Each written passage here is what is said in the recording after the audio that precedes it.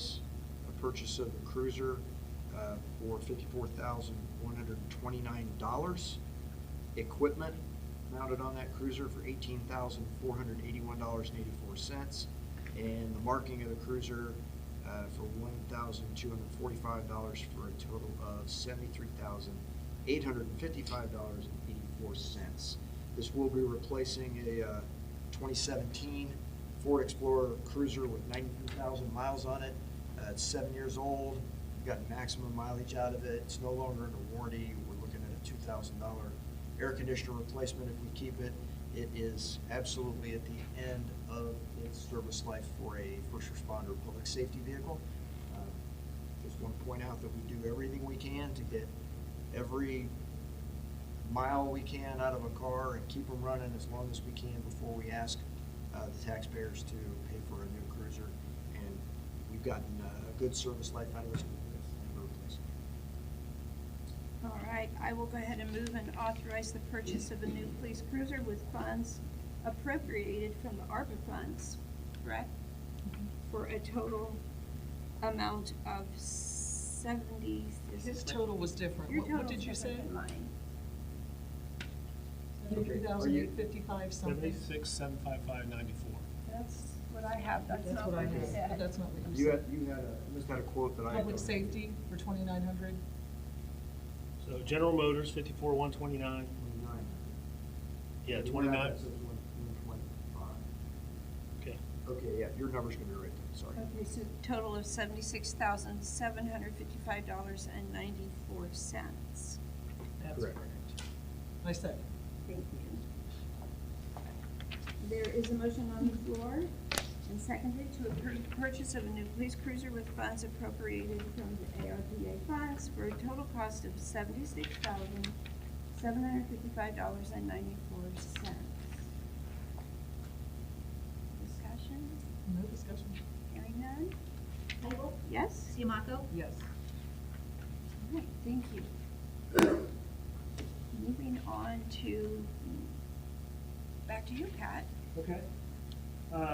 We're going to go into public comment now, so I'll just read my public comment guidelines. We welcome public comment. We wish to convey that message to everyone. We value your views, and appreciate your feedback. This is your chance to share compliments, concerns, and any thoughts you wish to express. Public comment for a period of not to exceed 30 minutes per meeting. Residents or guests wishing to speak will be required to sign in on the sign-in sheet, which everybody's done, provided. Each person will be given 3 minutes to express their compliment or concern. While this portion is not a Q&A session, any inquiries can be directed to me at pmyers@blendonTWP.org. Each person will be called to the podium in the order listed on the sign-in sheet. Yielding of time to another person is not permitted. Respectful communication between the audience and the board and the audience is expected.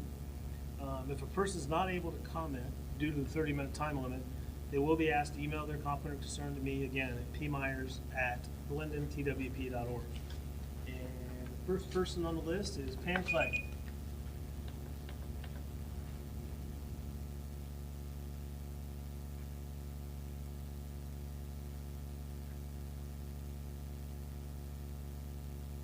Flag 3614 McCasser. The decision to continue with the current state of Ohio fireworks laws was a missed opportunity to make life better for all of Blendon Township people, especially veterans with PTSD, children, wildlife, domestic animals, and the environment. One of the pros noted at the last trustee meeting was the statement that fireworks are a sign of patriotic pride. Patriotic, by definition, is the love for or devotion to one's country. It's more accurate to say fireworks are traditional, maybe even cultural, but certainly not patriotic. When John Adams expressed his wish that we light up the entire continent, I'm sure he didn't envision 1.4G fireworks, nor did he envision 7 hours per day for 16 designated days. We heard from the police chief about how a total ban would impact the police department. I'm confident if a total ban were enacted, our police department would do their duty. What we didn't hear was the impact fireworks have on a community in terms of fire and EMS calls.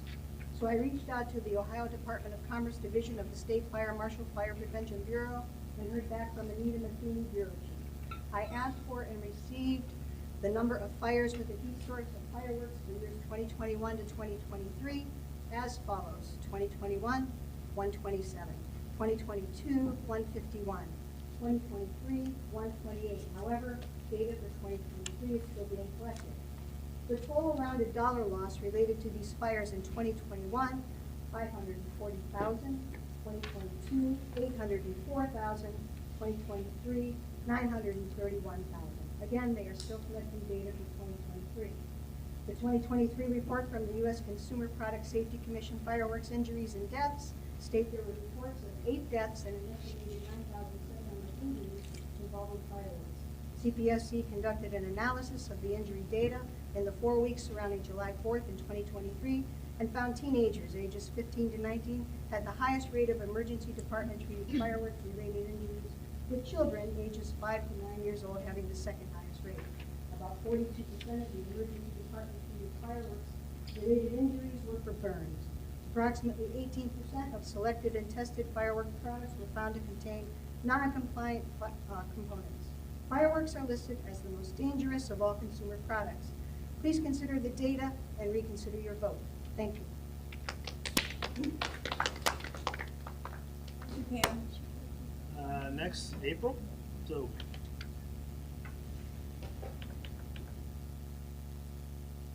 I'm often disappointed by the leadership in this community, but never more so than at the last trustee meeting. When you had the opportunity to improve the lives of the residents of Blendon Township by taking a stand and showing the surrounding communities and potential residents that we are not a township that allows dangerous explosives to be detonated on a regular basis. Most of the cities in central Ohio, including neighboring Westerville, Columbus, Worthington, and Gahanna, opted out of the Ohio law allowing fireworks, citing the safety of residents and visitors as their top priority. Jan, I do appreciate you bringing the issue forward for a vote and citing your list of pros and cons and voting the way you did. However, the cons you mentioned were only the tip of the iceberg as to the detriment that fireworks cause. And although you listed some pros, those are all a matter of opinion and based on emotion, not fact.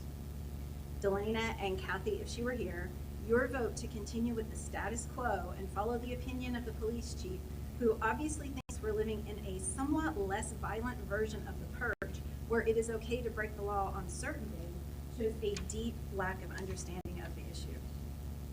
Fireworks terrorize wildlife to the point they become disoriented and lost and unable to return to their homes, cause such terror and anxiety to companion animals that their humans are forced to spend money on medication to try and calm them, trigger PTSD symptoms in veterans who were once in or near combat, fill animal shelters with lost and terrified pets, the environment with smoke and the remains of the explosives that litter down on our homes, sidewalks, streets, green spaces, and waterways. Common sense dictates that if fireworks were so safe and harmless every single day, but that's not the case. They are only legal during those times that the archaic, dangerous, and selfish tradition of setting off explosives is given priority over the mantra of causing no harm to others.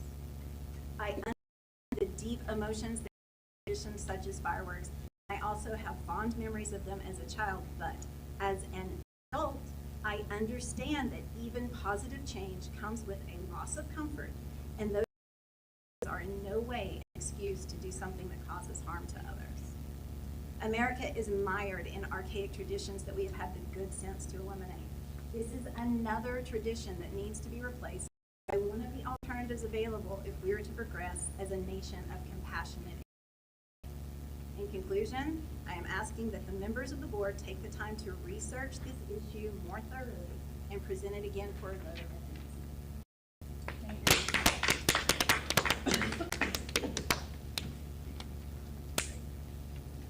let's look for public comment. All right, thank you, ladies. Announcements, our next trustee meeting will be July 17th, same place, at 6 p.m., which is the same time.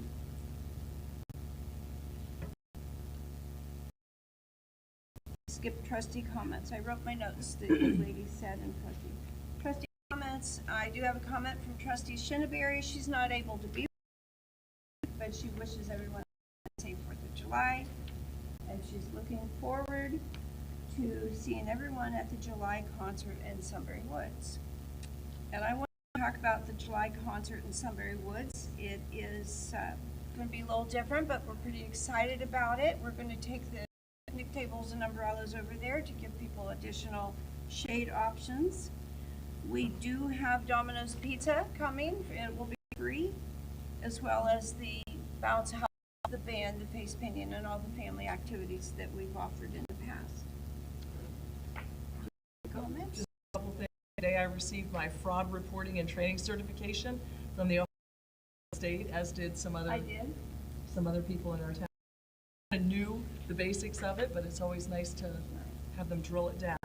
And then in regards to our sustainable Blendon Township, because we're towards that, in an attempt to become more sustainable, eco-friendly, and biodiverse, Adam and I have been with numerous professionals, experts in other townships and cities about what they have done to become more sustainable. We're trying to learn as much as possible to ensure the ordinances we establish will be fair to all residents, not just some.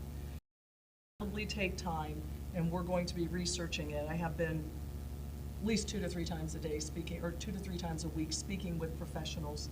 I also finally heard back from the chief of ODNR, the Ohio Division of Natural Resources. Chief Johnson is the division head of natural areas and preserves. He agreed that much of the conflict, not just with us, but throughout the United States and probably all over the world, has to do with perceptions and expectations. What is one person's flower, and this is his words, what is one person's flower garden is another person's weed patch.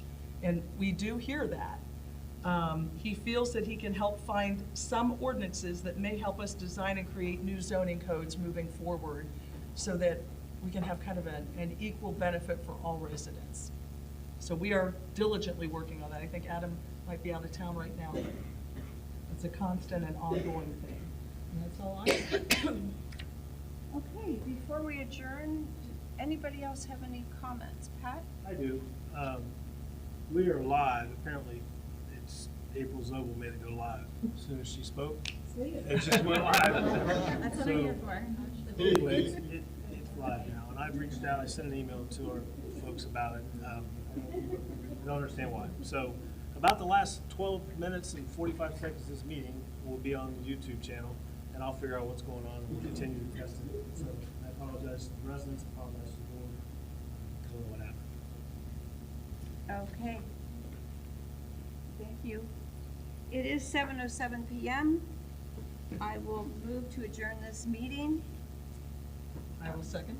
All right, motion on the floor and seconded to adjourn the meeting at 7:07 p.m. Michael? Yes? Sue Michael? Yes. All right, thank you. Meeting is now adjourned.